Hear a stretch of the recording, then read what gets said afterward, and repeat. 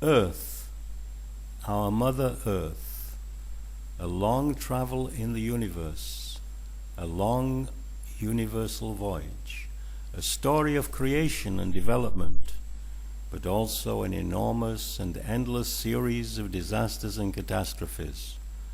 Since the beginning of Earth time, major events have been recorded which have changed its face and its destiny many, many times. Throughout recorded history, humanity has faced disaster, painful and sometimes with success, that is finally overcoming the tremendous consequences to reorganize and continue on its course. But disasters did not end there. The last decades humanity has experienced many times and all over the world their devastating effects. In their aftermath, the world has addressed, among other things, the effects of civil strife, armed conflict, population migration, economic collapse, and famine. Civilians have been targeted deliberately. Populations affected have faced severe public health consequences. Aside the displacement, damage to health, sanitation, water supplies, housing, and agriculture, they have also led to a rapid increase in malnutrition and communicable diseases.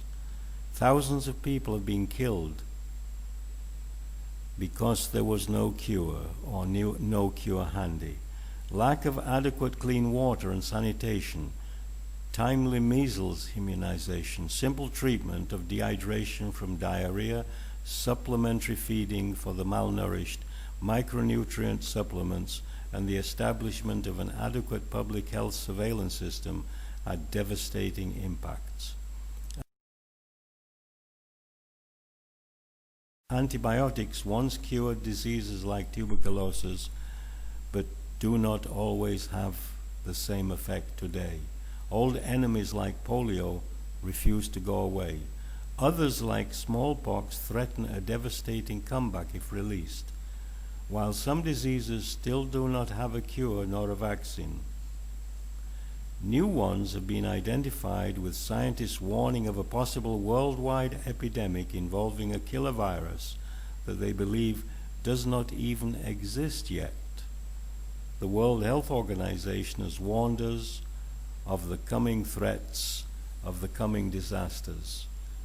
These devastating results will unfortunately continue to strike, causing untold damage to the earth, to the peoples.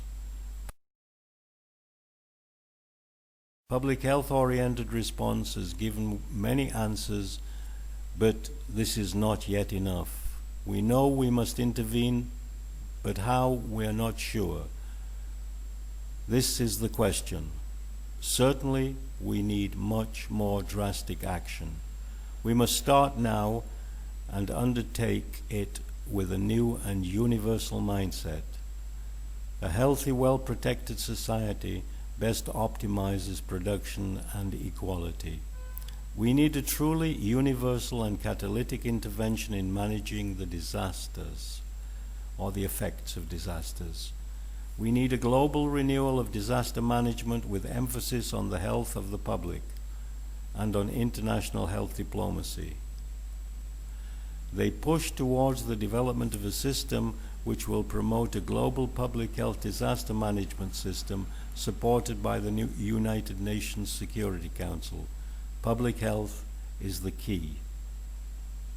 Our experience also indicates the development of a system which will use the language of health as the only cross-cultural lingua franca, and it can be used in foreign policy, in health politics, and in health diplomacy.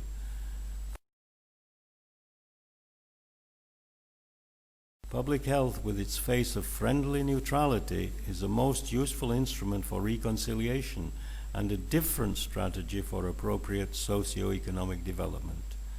Disaster has not only public health consequences, but a great impact on economic or political stability, on trade, tourism, access to goods and services, and of course, on demographic stability.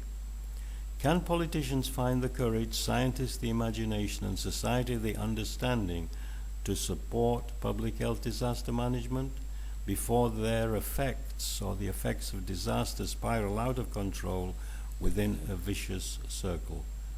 Public health response is an answer, but it is not an easy answer. What to do is a simple question, but what to do is a difficult thing. Solutions must be given in prevention, detection, and effective response to infectious disease threats and accidental or intentional releases of dangerous pathogens. Potential burdens of migration activities and the segments of the population most affected must be addressed. Priority setting, rationing, and triage, all involving coercive measures, must be well established during health emergencies. There is no time to think about it at that instant.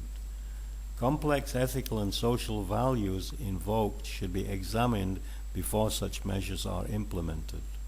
Vulnerabilities in each country must guide the development of specific systems, policies, and procedures development.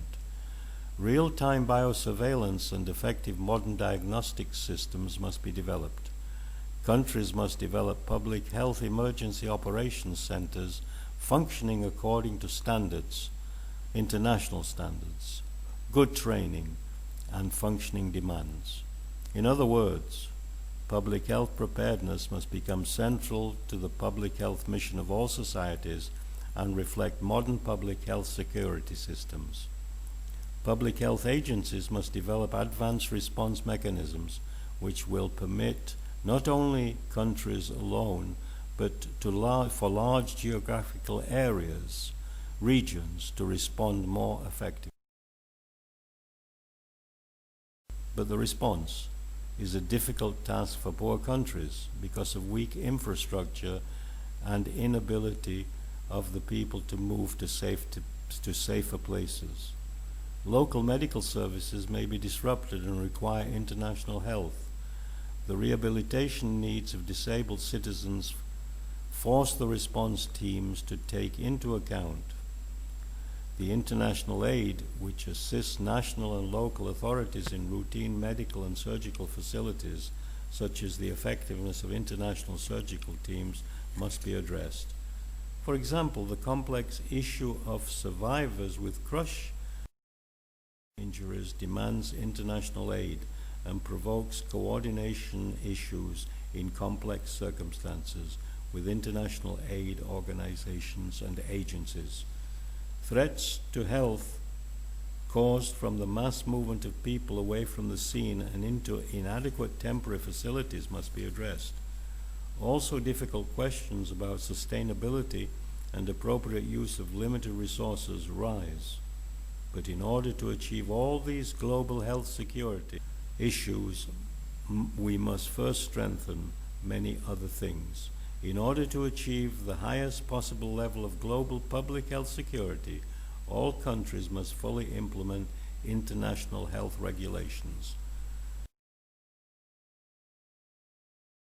We can proliferate from safety, know-how, technologies and materials in order to strengthen and secure public health infrastructures and effectively anticipate and respond to disaster and emerging threats. They can bring public policy sectors such as health, agriculture, trade and tourism, and legislation in line with the new health regulations. They can increase resources for security training, surveillance, prevention, and for response campaigns. We know that public health security depends on actions to prevent and respond to threats that endanger the collective health of the global population. Global public health security covers a wide range of complex and daunting issues, including the health consequences of human behavior, of climate change, of weather-related events and infectious diseases, as well as from natural catastrophes and man-made disasters, all of which are on the rise and discussed here. It outlines the activities required in order to perform the collective response across different regions and nations, with tens of thousands of people being transported every day.